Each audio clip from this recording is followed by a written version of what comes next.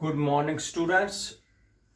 आज short answer questions है, बड़े इंपॉर्टेंट शॉर्ट आंसर है। पहला है derive de Broglie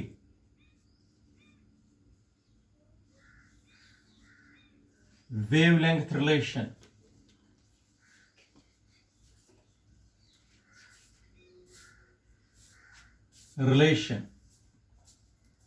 for a moving particle.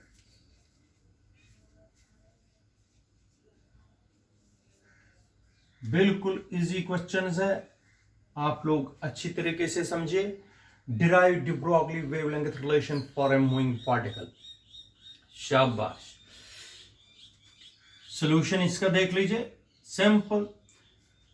According to Planck's quantum theory, the energy of the photon, जो हमने कल पढ़ा, the energy of the photon is given by E is equal to h nu, where nu is frequency, h is Planck's constant. The energy of the photon is given by E is equal to h nu.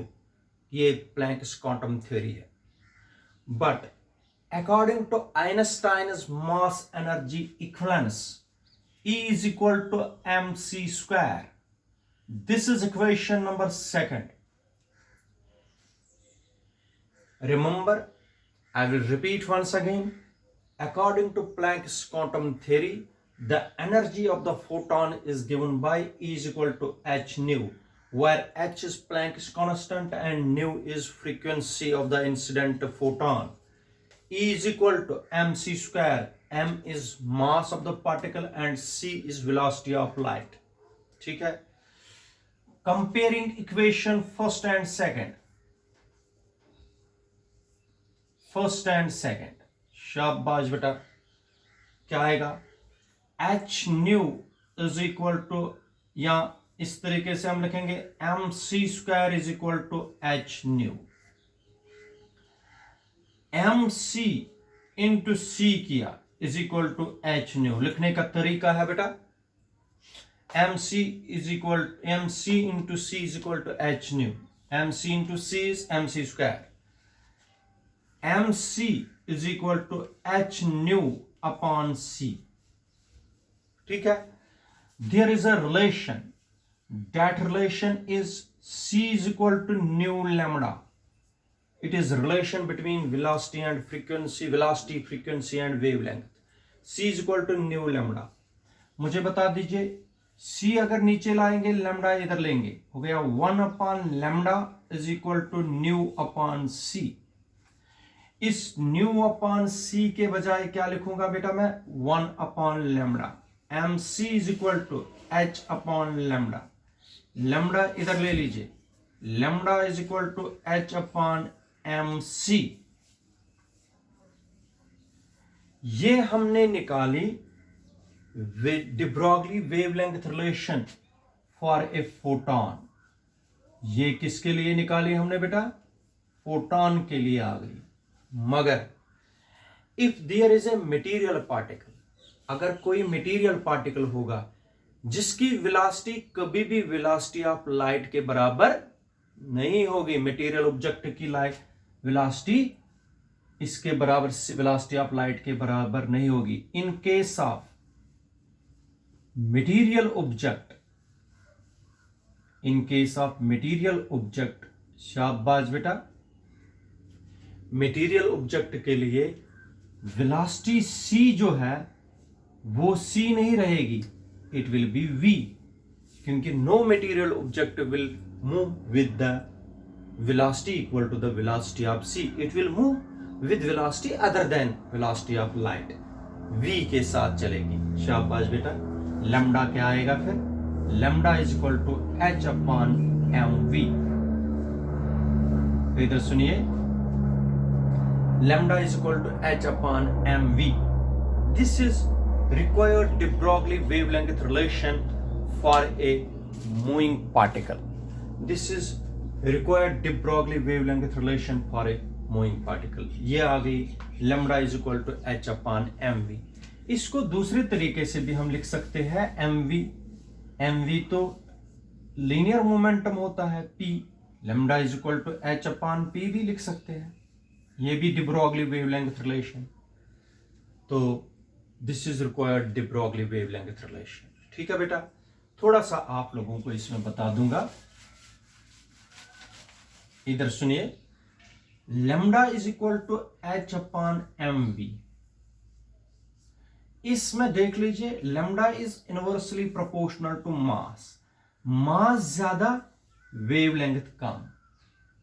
ठीक है बेटा, इसीलिए car है, cricket ball है, इनका हमें wave nature क्यों नहीं लगता है? वेव नेचर हमें, मैंने कल बताया था, the wave associated with matter is called matter wave, और मैटर वेव या de Broglie wave, de Broglie wavelength हमने निकाल दी। कार का मास होता है ज्यादा और वेवलेंथ होती है कम। वेवलेंथ इसकी कार की होती है of the order of 10⁻⁻38 metre, जो हमने निकाली हुई भी है। इसलिए कार की वेवलेंथ बहुत ही कम है, इसलिए हमें वो उसका जो वेव, कार जब मोशन में स्पीड में भी होगी, उसका वेव नेचर हमें नहीं लगता, क्योंकि उसका मास ज्यादा वेवलेंथ कम। इलेक्ट्रॉन का मास तो कम होता है, वेवलेंथ उसकी ज्यादा होती है, इसलिए इलेक्ट्रॉन का वेव नेचर हम देख सकते हैं with the help of electron microscope. लेकिन जैसे क्रिकेट बॉल है, क्रिकेटर जब बॉलर जब बॉलिंग भी करता है, इतनी स्पीड से करता है, लेकिन तब भी उसका वेव नेचर, क्रिकेट बॉल ऐसे नहीं चलते हमें दिखाई देती है, क्योंकि क्रिकेट बॉल का मास ज्यादा है, वेवलेंथ क्या है उसकी कम। It is of the order of 10⁻34 metre, still it is very small which can not be seen with the help of naked I.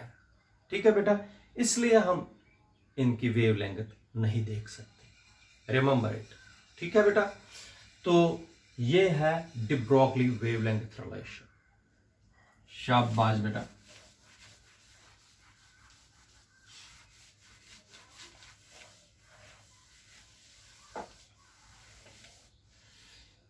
Next is de Broglie wavelength relation, de Broglie wavelength relation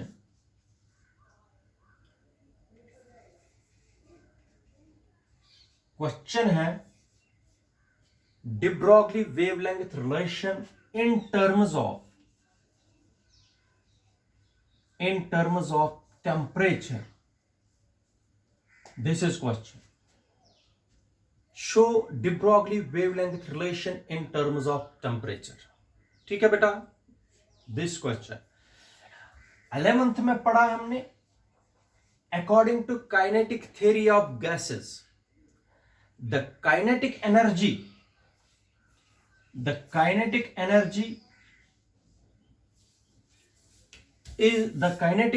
of the gas molecules or gas particles is equal to 3/2 kT, where K is Boltzmann constant। ये 11th में पढ़ा है। T is absolute temperature, T is temperature। ठीक है बेटा, ये 2 और ये 2 cancel, mv square is equal to 3kT, mv square is equal to 3kT। अगर मैं इसको m से मल्टीप्लाई करूंगा, m into mv square is equal to 3mkt, दोनों साइडों से m से मल्टीप्लाई किया, this will become m square v square is equal to 3mkt, mv का होल स्क्वायर दोनों पर square is equal to 3mkt।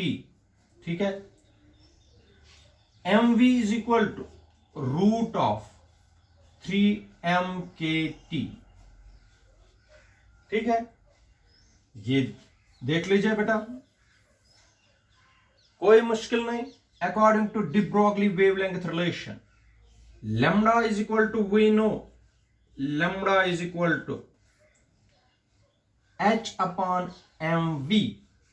mv के बजाय रिलेशन क्या लिखेंगे, mv निकाला हुआ है, h upon root of 3m kt,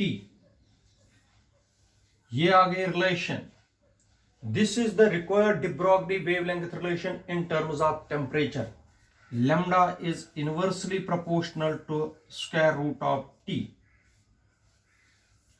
ठीक है बेटा, temperature lambda is inversely proportional to square root of temperature. इसको बोलते हैं de Broglie wavelength relation in terms of शाबाश बेटा temperature. ठीक है बेटा, थैंक यू.